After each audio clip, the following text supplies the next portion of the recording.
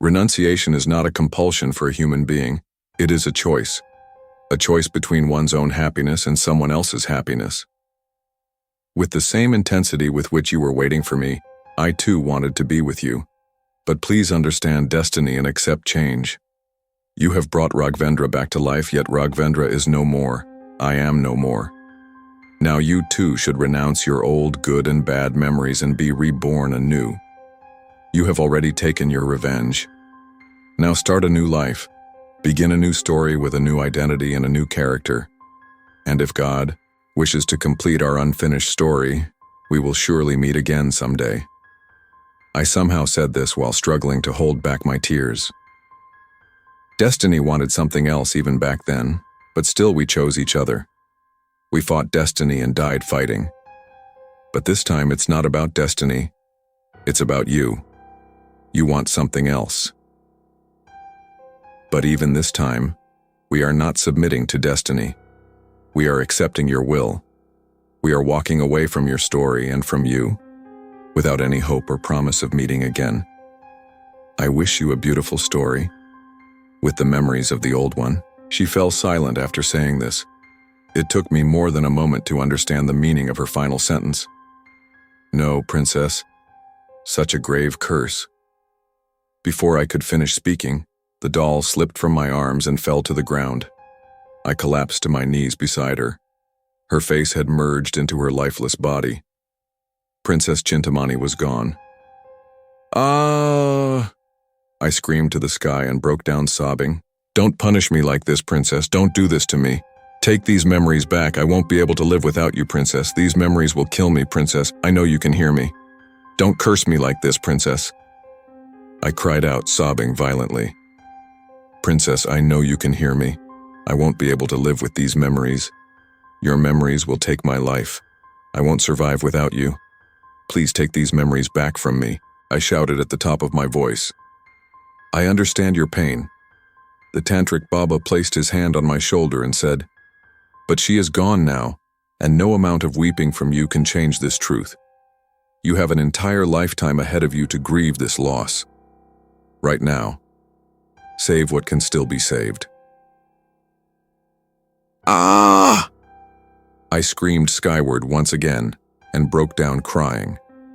I couldn't understand what he was trying to say, or maybe I wasn't in a state to comprehend it. This girl is dying, he shouted, gripping both my shoulders and shaking me hard. Maybe he was trying to jolt the king awake within me. And he succeeded. As soon as the thought of the doll crossed my mind, my pain doubled. I instantly turned to look at her. The sight of her worsened my agony manifold. Her entire body was drenched in blood from the wounds. Her eyes were closed and her body had grown weak. With trembling hands, I grasped her wrist. Her pulse was still beating. Her body temperature was normal. Gudya, Gudya, open your eyes. Open your eyes, Gudya, when Gudya, I said, patting her cheeks. Her body showed no movement. Do something. I looked helplessly at the Tantric Baba. She doesn't need rituals now, she needs medical treatment, he said. Gudya, Gudya, I said, shaking her shoulder, but there was still no movement. For a moment I glanced over at Grandpa's lifeless body, then back at Gudya. My tears flowed even faster. I stood up and somehow lifted Gudya onto my shoulder, stumbling toward the exit. Tantric Baba followed right behind me. I kept turning back repeatedly to look at Grandpa. I wanted to sit beside him and mourn for him, but I was helpless. Even in such a situation, I had to leave him behind. Using the wall for support, I somehow staggered outside. Looking at the palace walls, they seemed older than before. Their color had faded more, the walls looked weaker, and the cracks had deepened, just like the state of my heart. As soon as we exited the palace, Gudya's father broke down crying upon seeing her. Untie him, I said to Tantric Baba. He quickly moved over and untied him. Then, Tantric Baba climbed onto the motorcycle with Gudya. What happened to her? Where are you taking her? Gudya's father asked anxiously.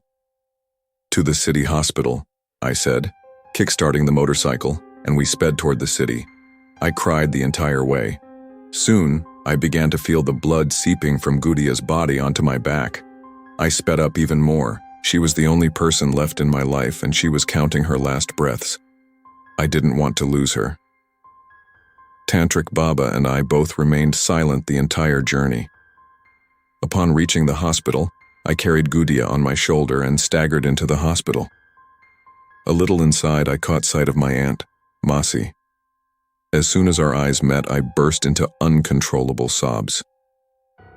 "Bring her this way," she said, walking briskly with me and pointing toward a room. I headed in that direction. "Call the doctor," and she told a young nurse. I laid Gudia on the cot and sat by her side, holding her hand. "What is all this? What have you done to her?" Masi asked in shock, touching Gudia's wounds. "Masi, this..." I couldn't say anything beyond that. "You go outside. We'll have to remove her clothes, and if the doctor sees you here, he might even refuse to treat her," she said hastily, pushing me out. "Masi, save her. Please don't let anything happen to her, Masi. I'll be all alone, Masi." I pleaded, folding my hands and clutching hers. "Yes, nothing will happen to her, don't worry. You go outside quickly," she assured me, placing a hand on my head before gently pushing me out. I turned to look at Gudia once more before leaving. That was the moment I would have gazed at her to my heart's content had I known what was about to happen next. I went out and sat on a bench, but my mind was still inside. Tantric Baba came and sat beside me. A while later, the doctor hurried in and went into the room. I could hear the muffled voices of the doctor and Masi inside, but couldn't make out the words clearly. "Doctor, please at least try." I clearly heard Masi's words, and they hit me like a punch in the chest. Tears rolled from my eyes. The thought of losing Gudia gave rise to unbearable restlessness inside me, a deadly pain and agony. I started pressing my chest with my right hand. My anxiety grew by the second. I began punching my chest hard with my right hand. Tantric Baba held my hand to stop me. My legs were trembling, my entire body shook. I broke into tears again. He didn't say anything. Just after a while, he let go of my hand. I rested my head on his lap. He placed his hand gently on my head. I tried to compose myself, but tears kept flowing from my eyes. I closed my eyes and tried to think of something else. A memory flashed in my mind. The first time I met her. She was a little 7-year-old girl swinging on a swing. She was so happy. I stood afar, watching her and the swing. She read my loneliness. She came to me, took my hand, and led me to sit on the swing. Just then, I felt a hand on my back. I looked up. Masi was standing before me. "She has lost a lot of blood. She'll need a transfusion. Arrange B-negative blood from somewhere. It's not available in the hospital. I'll check the register to see if there's a donor nearby," she said anxiously. I immediately stood up in confusion and ran outside, then turned back and approached Masi again. She was flipping through the register. "I'll donate. My blood group is O-negative. I donated blood at college a few months ago, so I know," I said. "Your leg wound has already caused you to lose a lot of blood. Your body needs it now. You're not in a condition to donate," Masi said. "I don't know how much blood is left in me, but if something happens to Gudia, this blood will be of no use to me. She needs it more than I do right now," I said urgently. "Come with me," she said, standing up and walking toward another room. I followed her. Tantric Baba looked at me with confusion and concern. Masi made me lie on a cot in another room and inserted a needle into my wrist connected to a thin tube, at the end of which was a plastic pouch. Blood started seeping from my wrist into the pouch. Thank you so much, and if you did enjoy it, please think about liking and subscribing. Thank you.